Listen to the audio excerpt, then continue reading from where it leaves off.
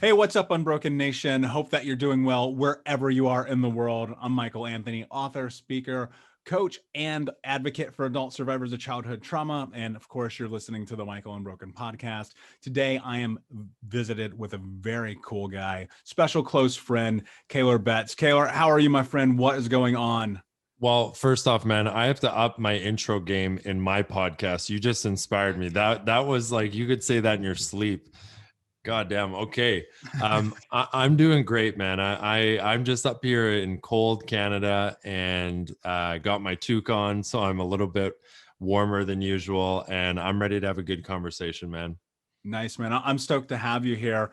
I was on your podcast, and I don't frequently, if ever, be like, yo, I need to have this person on. And that's not a negative thing to say about anyone whose shows I've been on, but I try to be very niche in the people I bring on. And those people are often people who have overcome or created, or when we are listening and having this conversation, someone can hear it and go, wow, all right, I understand something about myself or the world differently.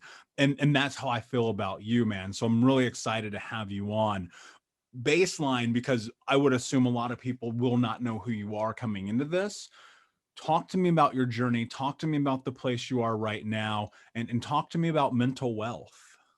Yeah, so I'll give you the cliff notes. I always say that I am someone who really struggled for the majority of my life up until the last, like truly the last few years. I've been on this obsessive journey of personal growth for the last 12 years.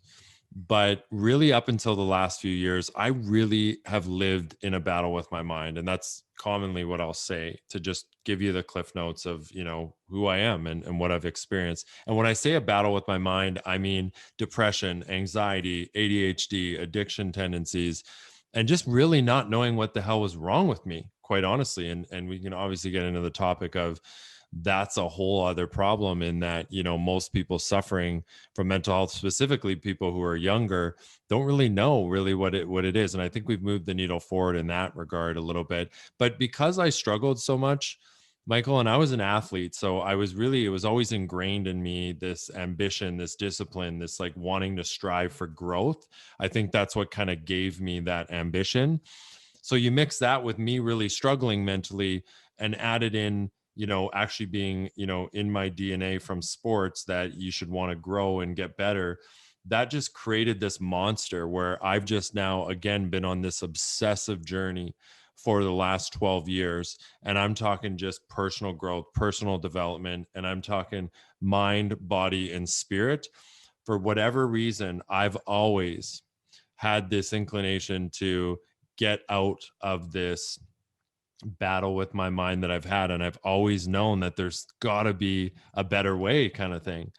And, on this journey, you name it, I've probably tried it. You name a personal growth book, I've probably read it.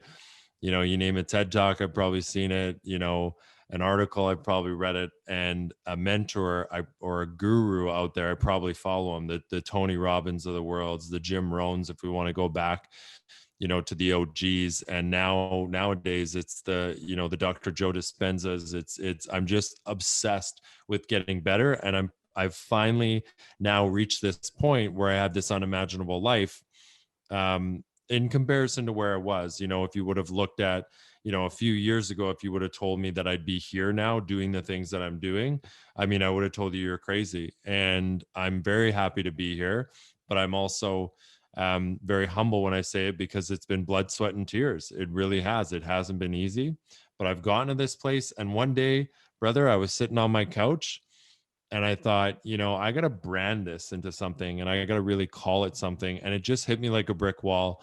I thought, I've created mental wealth. We're all out there trying to create financial wealth and wealth in all these different realms of our lives. And we talk about mental health, but how often do we talk about mental wealth? And really what I've learned is that's where it starts. It's the internal that creates our external realities. So Man, that's that where I'm that's at now. that's beautiful. It's powerful, and I think so many things come to mind to start with. I think from the outside looking in, people would look at you and go, "This guy, depression, anxiety, addiction behaviors, no way." And then you dive deeper and you go, "Oh well." this is so ingrained and instilled in so many people. And then on the backside of it, you go struggle, hardships, fighting through it. Like that comes from a place. And what I'm really curious about, you said, and I relate to this in such a real way. It is an obsession for me to be better. And that what's really fascinating about it is that obsession is only a measure of me versus me. There is no other catalyst in my life. It is only me in the direction that I'm willing to step into. What does obsession mean in your life, and how do you do it in a way that it doesn't actually overtake you? Well, I mean, the first thing that comes to mind is it does overtake me. You know, I deal with perfectionism, I have perfectionistic tendencies. And that's what happens when you come from a sense of unworthy. When you have a deep seated belief in your psychology that you are inferior and inadequate in this world, and you're just not good enough no matter what's going on in your life, then you're just on this journey of consistently chasing, the external factors that are going to finally validate that you're good enough. I mean, that's just the cycle that we get into. Now, everyone should have a little bit of a feeling of inferiority. If you don't, well, we're just going to sit on our couch and do nothing all day, right? We would just never feel a need to go out and achieve anything. So a little bit of it's healthy, but I just had a lot of it. And quite honestly, it's been, Michael, my whole life, it's been this balance of like, okay, it's healthy to go out and educate yourself and try all of these things that are going to bring about personal growth and development and better your highest quality of life. But just like with anything in life, it's got to be balanced, right? Because I can get too obsessed, and where I can get into trouble is sometimes thinking that if I'm not doing something or I'm not learning something, it's not okay, right? And that guilt that you can feel when you're, oh, I haven't listened to a podcast today, or I haven't, read a book in a little bit. And that's a real thing that I have to manage. And I just, over time, I've just been able to kind of balance it. And, presence really helps. That's where my spiritual journey comes in, because it's balanced with the fact that, you know what, at the end of the day, you actually have all the answers within. Right. If you really sit there and reflect, and even in a meditation, I can, with clearing my brain and getting into the theta wave state, I can actually learn more about myself in that state with nothing in my head than I can from, a Tony Robbins book or a TED talk or something like that. So hopefully that answers your question. I have to acknowledge one other thing that you mentioned, Michael, because I think it's so important. Is you said from the outside looking in, like you look at me and you would say, this guy doesn't look like he was in a battle with his mind. It's so important to acknowledge. And I'm going to be honest, Michael, your story in comparison to mine, I know a little bit about your story because you came on my podcast. Your story in comparison to mine, it puts my story to shame, right? As far as like, if we were to put it in a movie or a book, right? My story looks like I was living in heaven compared to yours. Now, that's important to acknowledge because we all have our own standards, right? And like I actually, for me, had a pretty good upbringing from the outside looking in. We were like middle class, weren't super poor. Both my parents were around, although there was some stuff there for sure. But and we had enough money to do the things we kind of wanted. We were pretty quote unquote not poor, but we didn't always have the money to do everything we wanted. But yeah, and I was a good athlete. I was popular. I had a personality, but inside I was in a battle with my mind. And that's the most important thing I want to acknowledge is like our circumstances do not equate to our mental well being, right? You can be, and this is why you see celebrities and rich people who struggle all the time. You can have really good circumstances. And sometimes those are the people that feel the most empty. Yeah, absolutely. And look, I often think about this idea of comparison and how it is such a really ridiculously hard battle to face within ourselves, because there's always a measurement, right? There's always that place where you're kind of looking and wondering and scoping out and going, is my life that bad? Is my life that great? And I've ultimately just come to the conclusion that life is life. It is what it is. I can't control it, and I just try to exist within it. I think very often, and especially in my case, in order to step onto the pathway of this journey to finally take it seriously, I had to have a rock bottom moment. I had to have this moment that was really a reflection of me going, holy shit. And it was being 350 pounds, smoking a joint, laying in bed at 11 o'clock in the morning, eating chocolate cake and watching the CrossFit games and being like, what is happening to you? Right. And then obviously, my story, everyone listening does too. I won't dive into that. But what I'm curious about is, what was that moment like for you that kind of made you want to reassess? Am I really showing up for myself? Am I really doing these things? But then more importantly, what was the catalyst in you deciding to move forward and creating change? Yeah, so I've always said that I think we need to often go through a breakdown to go through a breakthrough. And in fact, that's when the best breakthroughs happen, the most powerful breakthroughs happen. And I actually think there's this like weird force. I'm not a physics guy, so I'm not going to try and quantify it, but I think that the bigger the breakdown, the more potential energy there is for a breakthrough. I truly, truly believe that. And that's why now I can, when I am in a breakdown, because we all still have them. I mean, yeah, I'm in an unimaginable place, as I like to say, but I still have my shit. I still have my down days, no question.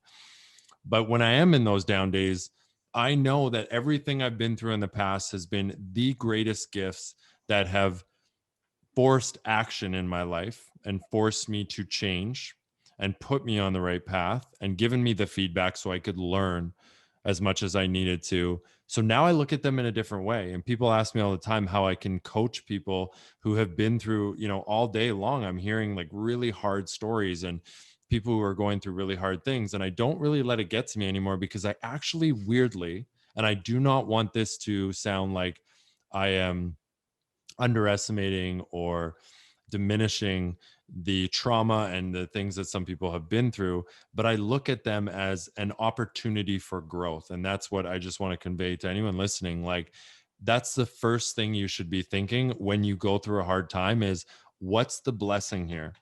What is the lesson here? And that's the way I am now. And it's only because of the breakdowns that I've had in the past. Now, your original question was, how did I break through and what did that breakdown look like? Well, I had many breakdowns. I mean, what's funny is I don't actually have, Michael, a lot of rock bottom moments.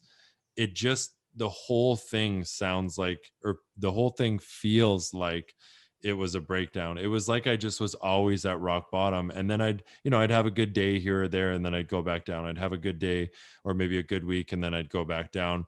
And it was finally where I actually found a a bunch of CDs of Tony Robbins, like Awaken the Giant Within, in my dad's car. And this was like around 12, 13, 14 years ago. And I listened to it, and he was the first person that really actually made me realize that there is way more potential out there, and you can actually change your brain, change your thoughts, change the way you live your life, and you can actually live an extraordinarily happy, joyous, blissful life. And he was the first person that made me realize that that was even possible. And he like instilled this thing inside of me that then just sparked that journey of like, you know what? And I had this mantra, Michael. It's very simple. I just said, I'll always fight it. I almost got it tattooed on me. I just always said, I'll always fight it. I'll always fight it. I'll die trying if I have to. Yeah, that's beautiful. And I maybe it's serendipity that we're having the conversation right now, but recently I've really been on this kick of trying to explain the power of personal growth, because it was not that far ago, 10, 12 years, where I would think to myself, like, this is nonsense. These people jumping up and down and clapping and screaming, and I'm going to go to the conference and pay how much money and listen to this guy. And turns out it was one of the greatest investments of my life was a decade ago in stepping into the personal growth journey.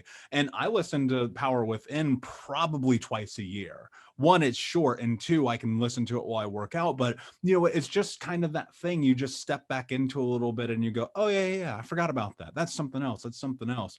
How do you stay the course, right? I think that one of the things that happens very often is we get we get fired up, we get motivated, and in a moment we're like, yes, let's go. And then 3 days goes by and we're back to where we were, and we're looking and reverting on old behaviors. And this promise we made to ourselves, we have somehow broken again. How do you stay the course? How do you hold yourself accountable? How do you put yourself in a position to actually be the person and live that life that you think and know you're capable of having? Can I swear on this You can do podcast? whatever you want. It's free country. Oh, I love I love it. It's a free podcast. I love this, Michael. I'm having fun. Uh the answer to that is twofold. Number one, fuck motivation, man. Motivation is what messes everyone up. And it's what everyone relies on. And this is why we are absolutely horrible at following through on things, is because we rely on motivation. And actually, research will tell you that motivation actually only lasts if you start a goal and you embark on a new venture. It actually only really lasts an average of 19 days. That's how long the average New Year's resolution will last. And then when you don't have motivation, it's like, well, all right, well, why am I going to go? I don't actually feel like it. And then you get in this debate of like, should I go? Should I go? Should I not do it? Should I, and you're having this debate, and you might be able to do it for 1 day or 2 day longer, but eventually that willpower is going to fatigue like a muscle. And that's what research shows us as well, too. So what we have to do is build habits, right? Habits are the root and fundamental principle of any successful person. Show me a successful person. I'm not just talking cars, money, and status. I mean successful as in someone who's genuinely like successful in all realms of life, happy. And you show me, and I guarantee you they can show you habits that they do day in and day out that they don't always feel like doing, that they don't always have the motivation to do, but it's so ingrained as this automatic behavior, the neural pathways in their brain, they've been doing it for long enough that it just is like when you get into a car, you put on your seatbelt. When you just before you go to bed, you grab your toothbrush and you start brushing your teeth. We don't have to think consciously about these things. We don't have to be motivated to do these things. They're so ingrained as an automatic behavior that we just do them. And that's why we need to do the things, the habits, things day in and day out that will contribute to our success. We have to do them for long enough so that they create those neural pathways in our brain and get ingrained as that automatic behavior. And science will tell us that it takes on average about 66 days to do that. So here's what I do is anytime I want to do something and grow in some way, and I have to do something every day, I figure out what is the most, growth provoking activity in that regard that I can do every single day. And I do it for at least 66 days, right? Doesn't matter if I feel like doing it. I remember why I'm doing it. And that's the key. And I call that why power because it's way more strong than willpower. You use why power, remember a deep emotion evoking reason why you're doing it, and do it every day for at least 66 days. Ingrain it as that automatic behavior, and watch it stick into your life and watch it create magic. Yeah, I mean there's no question. I fully am on board with this. And to me, I don't like motivation. I think it's only a catalyst to get you started. The reality is that anything great that you're going to do in life is going to come through continuity. And it's going to come through doing hard things, because like nothing great has ever come easily. And you hear that and it's faux pas and it's cliche, but it's true. Cliches are cliches because they're true. And I think about the journey of stepping onto this path and being willing to acknowledge the fact that you have to do really difficult, uncomfortable things to get to that place. And then leveraging the understanding that on a long enough timeline, if you're willing to hold the line, you can very likely find success. One of the things, and since we are two men having this conversation, that I want to talk about that I think is really important, excuse me, is what role does compassion play in your life? Because on one hand, yes, of course, you got to go. You have to do it. You have to be aggressive, default aggressive, our friend Jocko Willing says. But for you, what does compassion mean in your life, and kindness for yourself on this journey? Yeah, I mean that's a great question. And the first thing that comes to mind is um compassion for self. I mean, obviously having compassion for other people is actually quite honestly most like pretty easy for most of us. I think most people, it's easy to be compassionate to others. I think we still need way more of that. Trust me. I understand if some people are even mad at me saying that. But I think for most of us, especially with a growth mindset, we're compassionate for others. What we really need and what would actually help others and the others around us is if we had more compassion for ourselves. But I have a little bit of a different take on compassion in that the first thing that comes to mind when you ask me about how I have compassion for myself is when I think of like self love. Let's say that's the buzz term that everyone's talking about, self love, which I'm okay with. I like that. We got to love ourselves. Um, but I really think of it as if you love yourself, and I think that's the question to ask. If you love yourself, what would you do in this moment? Right? If you truly love and care for yourself and your body and your spirit, what in this moment is going to serve and align with that the most? And sometimes that's picking up a book. And I think we have a really good innate instinct of like what we should be doing in any moment that will serve our highest quality of life. You know, I just really have the instinct to know that, you know what, you've chilled for the last hour. You should be reading a book or listening to a podcast or making doing some prospecting or doing something in your business that is a revenue generating activity, and then I think you have to just really have that conversation with yourself. Like, okay, you know, and this is why self awareness is so important. You've worked for the last 4 hours, you're getting a little brain fog, your brain's a little tired, your eyes hurt, you have a little bit of a tight feeling in your chest. Like, that's when I know, like, okay, it's time to go do some breath work and some cold shower and some meditation. And then I also know that there's some times where it's like, Kaylor, when's the last time you took a day off? Now it's time to literally do whatever the fuck you want today, whether that's watching Netflix, eating ice cream, whatever. And I have those days too. But I really think that it's easier than we think to know what to do in every situation. We just have to have that reflection and ask ourselves, if you really love yourself and have compassion for yourself, what would you do in this moment that's going to serve your highest quality of life? And really include all factors and experiment. And if you're having trouble with that, the best strategy, I think, is to get outside yourself and say, if you were your best friend, if you were someone that you love, what would you tell that person to do right now? Yeah, that's powerful. And there's so many things there that we could unpack and dive into. And much like you, I often have this question when I look at it, I go, you worked 14 straight days. You're not doing anything today. You're clearing your books. You have to have this moment, which I rarely, if ever, get to that place anymore. But on Sundays, I don't work, right? Personal boundaries, without question, not happening, because you have to take control over your life. You ultimately, I am the person in control of all the things that happen in my life. And without understanding that, it's really easy to get swept up in this idea that you don't have control.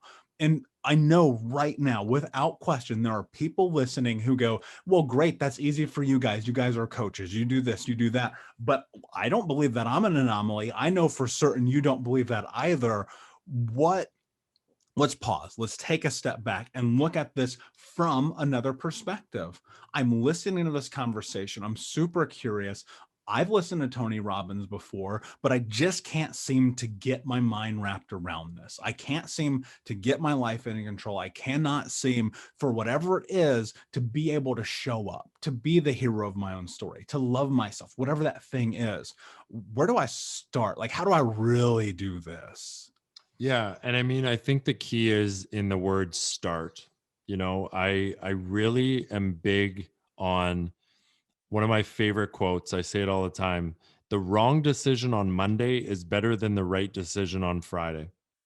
The wrong decision on Monday is better than the right decision on Friday. And it's because action is most important. Now, look, there are reversible and irreversible decisions. If it's an irreversible decision, that's like getting a tattoo, getting married, having a kid.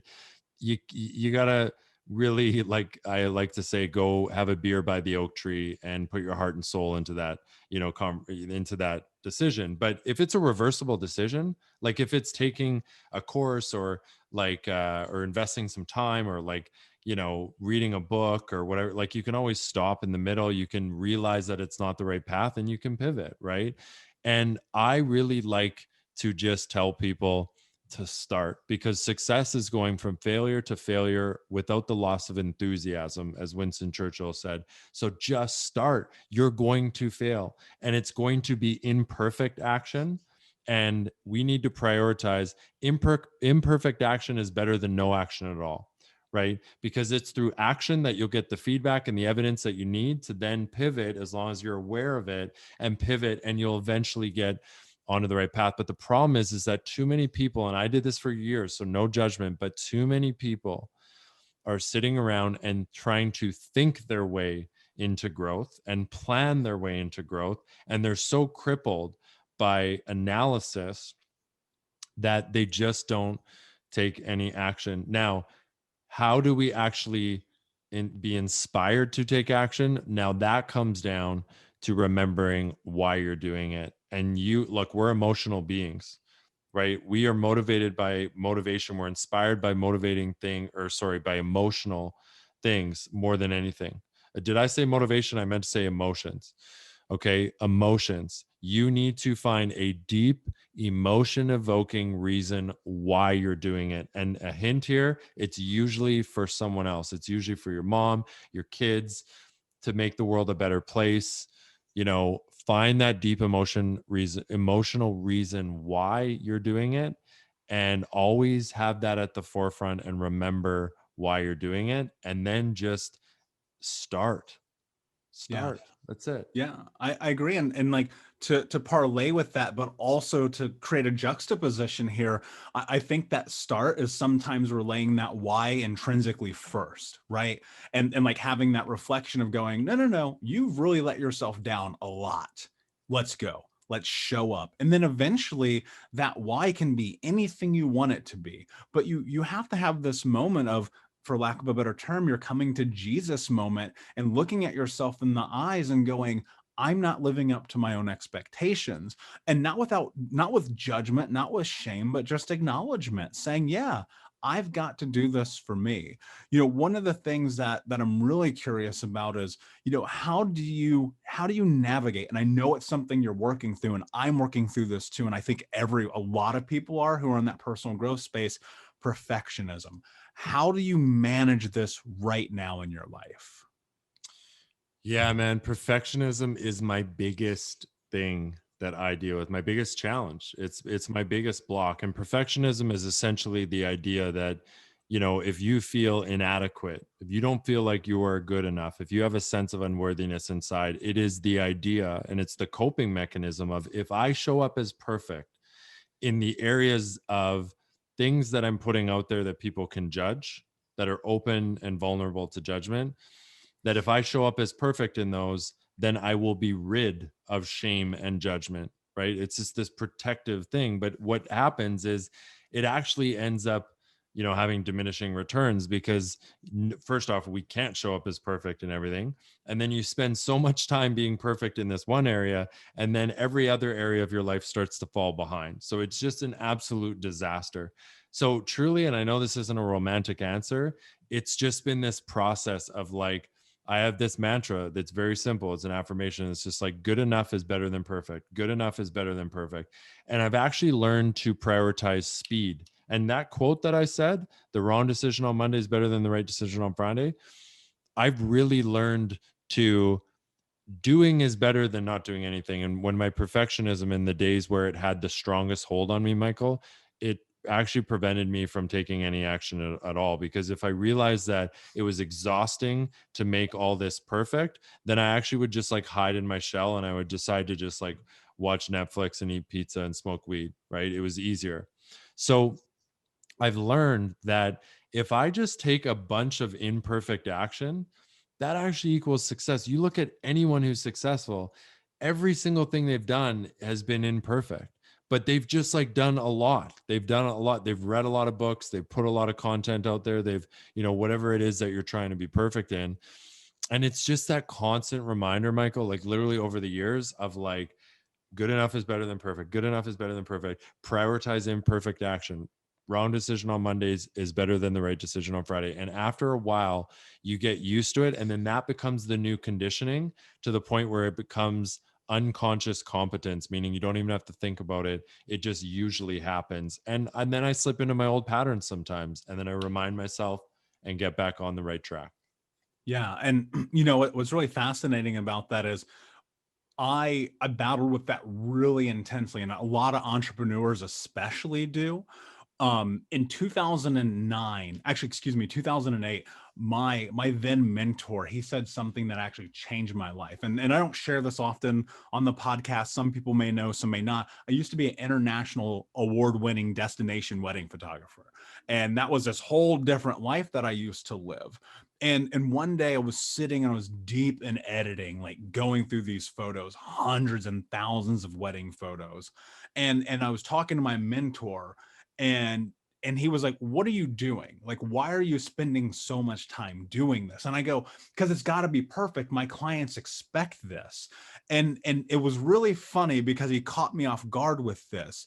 He goes, your clients don't give a fuck. They didn't hire you because you moved the exposure up 1 point. They hired you because you deliver something.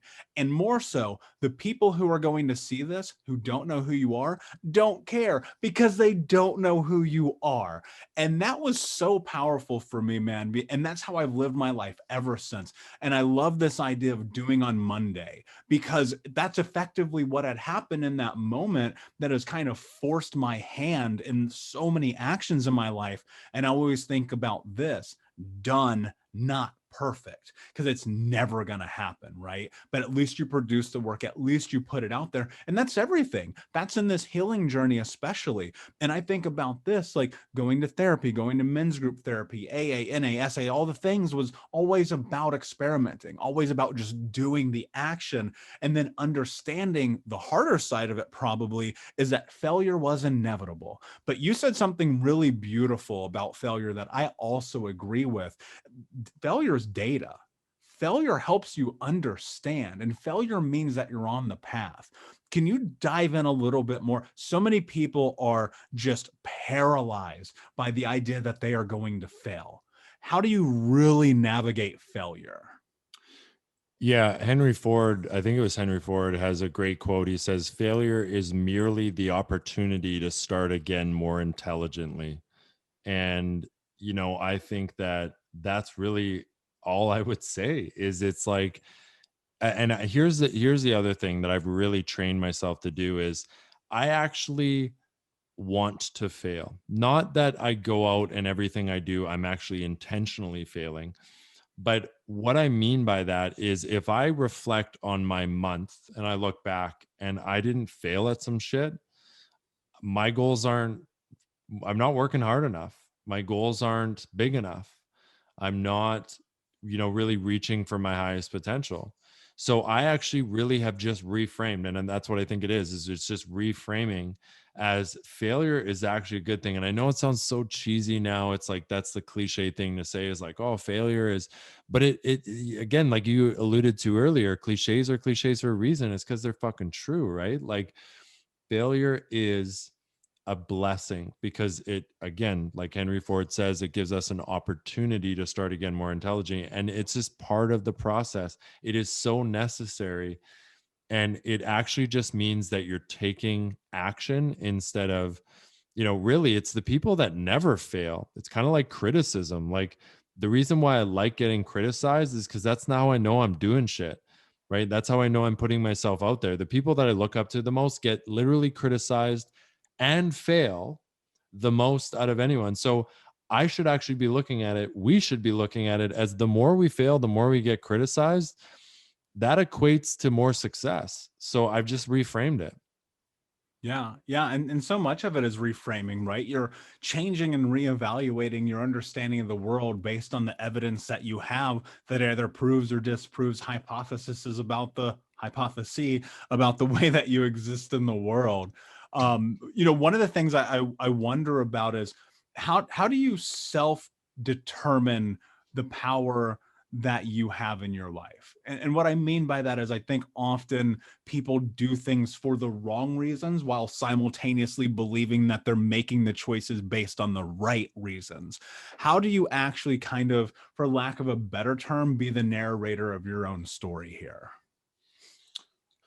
If I'm grasping what you're asking, this is actually a conversation I had recently, is we very not often really ask ourselves why we're doing things. So, for example, I was talking to a dating coach. She's a good friend of mine. I had her on the podcast. Well, I'll give her a shout out, Katie Grimes. She's amazing, and we are talking about relationships and whatnot. And she says that one of the things she asks her clients a lot is, you know, because we're all well, not everyone, but a lot of us are seeking, if we're single, a lot of us are seeking love, seeking a romantic or intimate partner. And she says we very often don't ask ourselves why, and what does a relationship symbolize for you? What does a marriage symbolize for you? So, and this can be applied to any realm of life. It's like, if you're building a business, it's like, why are you building this business? If you want to make, $10,000 a month, why? What does that symbolize for you? And I think that really all it takes is just like, again, going, having a beer by the oak tree and like really sitting down and like clearing out the noise and like really asking yourself, what are the reasons? And there's going to be a little bit of everything, right? Like for me, for my business and my growth, there will always be, Michael, there will always be the insecure little inner child that I have that is screaming out that I just want to be accepted, loved, and feel like I'm good enough and adequate. There will always be that little part of me, and it may diminish. It may even be only 1% one day, but it'll always be there. And I've just learned to manage it. I've just learned to talk to it and have that conversation with it. And sometimes I'll literally sit there and be like, what is my inner child telling me right now? What is that little insecure, inadequate little boy trying to seek right now? And as long as I balance that with other intentions that serve my highest quality of life more, then it's all good, right? He can come to the party and he can be there a little bit. I use it as fuel. But, I've really taken a look at like, why am I trying to build this business, And yeah, a little bit for status, money, all these different things for my ego. I mean, I think anyone would be lying if they said they weren't building something for those reasons.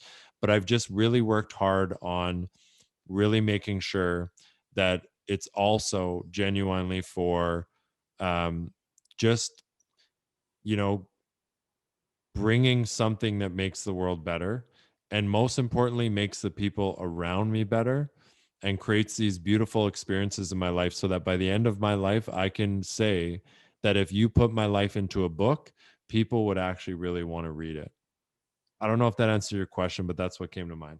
Yeah, no, that's beautiful, and that's that's reason enough, right? And I think about legacy constantly, right? And recognizing that on a long enough timeline, I'm going to die before my goals come to pass because that's how high I'm shooting this, right? And I think about that, and I'm okay with it because it's about just going into it and moving forward. That said, and I would be remiss if I didn't ask this question as two men here sitting who've been on such this incredible journey to ask you this because I know that there are men listening and they are the minority. And women, I know you're listening, and this will apply to you as well. But I want you to make your men in your life listen to what I'm about to ask because I think it's really important.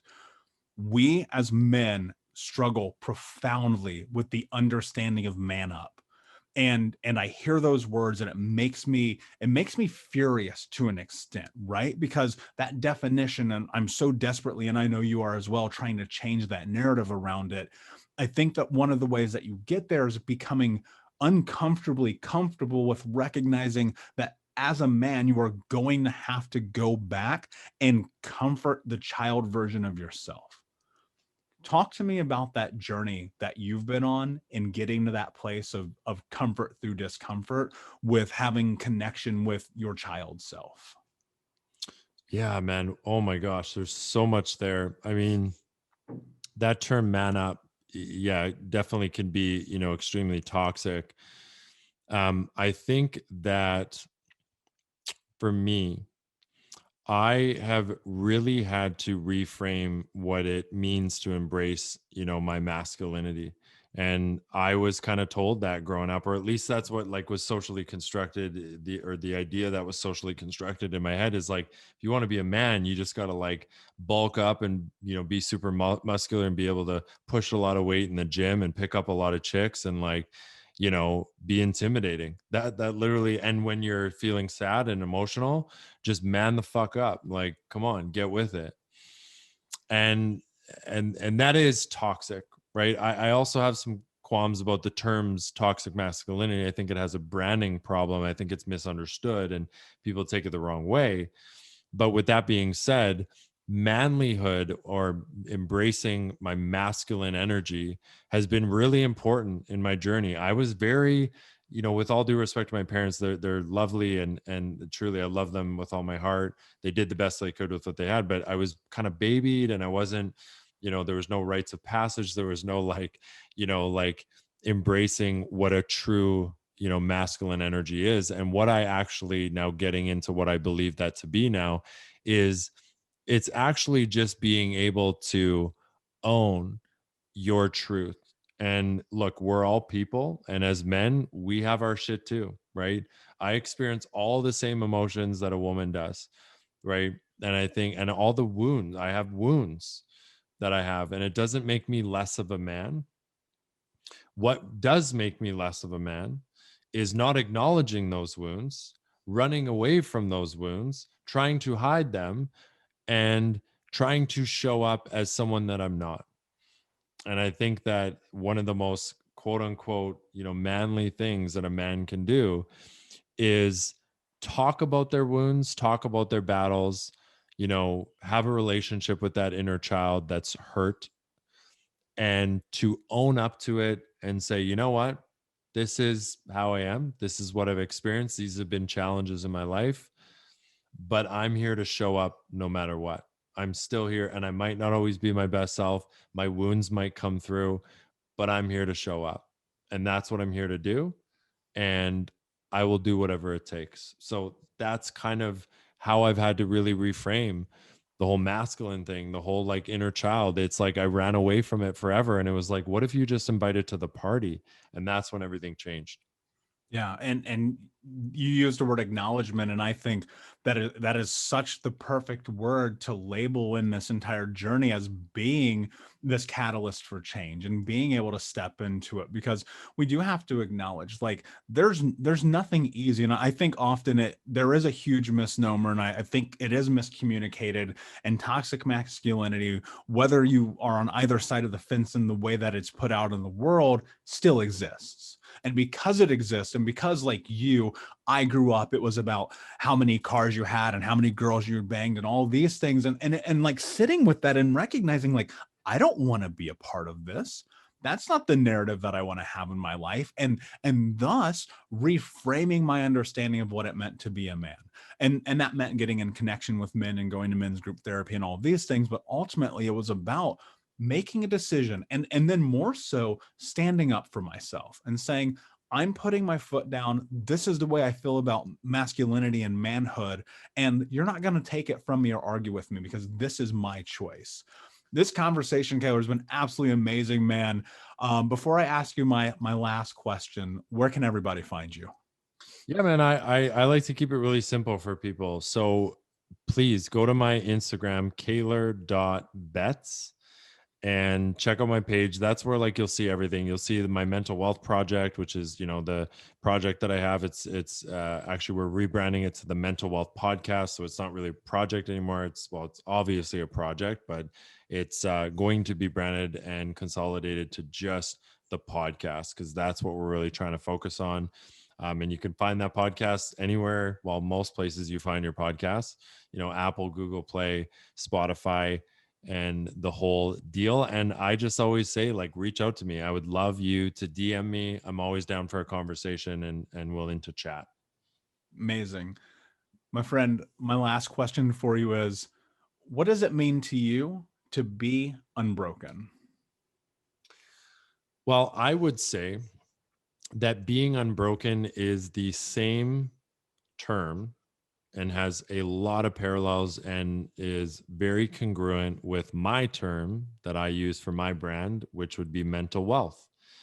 And I think that it all comes down to one thing, Michael, and that's the relationship with yourself and the healthy relationship with yourself, and actually accepting, loving, and being compassionate to who that true self is inside, despite all of the wounds, all of the bullshit, and all of your external factors and circumstances as well too. And when you create a relationship with yourself where you look in the mirror and you actually really love and accept the person that you're seeing in all of its, realms, that to me is when you become unbroken. Yeah, beautiful, my friend. Couldn't have said it better myself. Unbroken Nation, thank you so much again for hanging out with us. Please check out Kaylor's work. He's absolutely incredible. Please like, subscribe, comment, follow, share with a friend. And until next time, my friends, be unbroken. I'll see ya.